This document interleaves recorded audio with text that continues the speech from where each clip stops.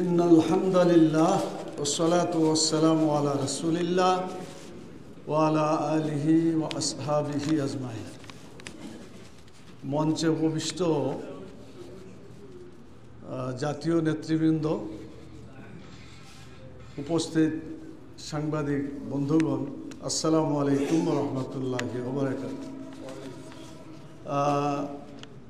বাংলাদেশ জামাত ইসলামীর সম্মানিত আমির আজকের এই প্রোগ্রাম ঘোষণা করার কথা ছিল।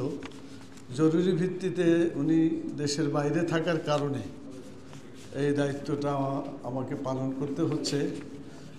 তো আপনারা জানেন, আলহামদুলিল্লাহ 8 দলের গতকালকে যে শীর্ষ নেতৃবৃন্দের বৈঠক হয়েছিল, তারই ফলো আপ হিসাবে আজকের এই বৈঠক।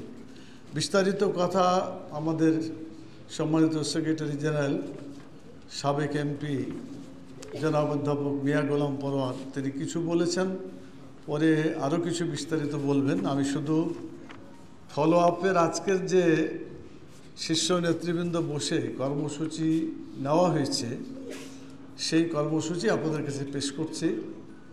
তো তার আগে আমি বলতে চাই, জাতীয় ক্রান্তিকালে আজকের এই সাংবাদিক সম্মেলন যেমন গুরুত্বপূর্ণ, গোটা দেশবাসীর জন্য এটাও গুরুত্বপূর্ণ বলে আমরা মনে করছি। সামনে বিভিন্ন ধরনের সমস্যা দেখা দিচ্ছে। এই সমস্যাগুলো কিভাবে মোকাবিলা করা যায়, এগুলো নিয়ে আমাদের শীর্ষ নেতৃবৃন্দ আলোচনা করেছেন। আমি এগুলো লিখিতভাবে আছে আপনাদের সামনে পেশ করছি। এর মাধ্যমে আশা করি আপনারা বুঝতে পারবেন। বিসমিল্লাহির রহমানির রহিম। আন্দোলনরত 8 দলের ঘোষিত কর্মসূচি। 13ই নভেম্বর বৃহস্পতিবার ফ্যাসিবাদী শক্তির নাশকতা ও অপতৎপরতা প্রতিরোধে 8 দলের নেতৃবৃন্দ সর্বস্তরের জনশক্তি সহ দেশব্যাপী রাজপথে অবস্থান করবে।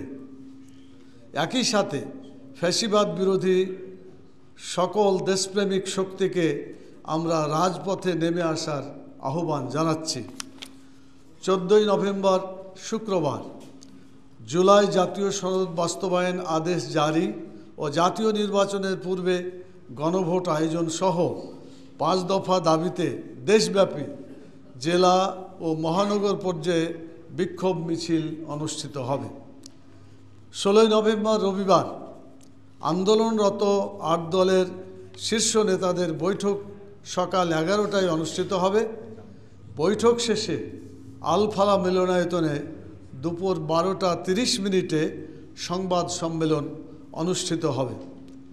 এর পূর্বে জনগণের 5 দফা দাবি মেনে নেওয়া না হলে উক্ত সংবাদ সম্মেলন থেকে প্রধান উপদেষ্টার কার্যালয় যমুনার সামনে অনির্দিষ্টকালের জন্য অবস্থানের কর্মসূচি ঘোষণা করা হবে ইনশাআল্লাহ। এই ছিল আজকের শীর্ষ নেতৃবৃন্দকে নিয়ে যে বৈঠক হয়েছে তার কর্মসূচি।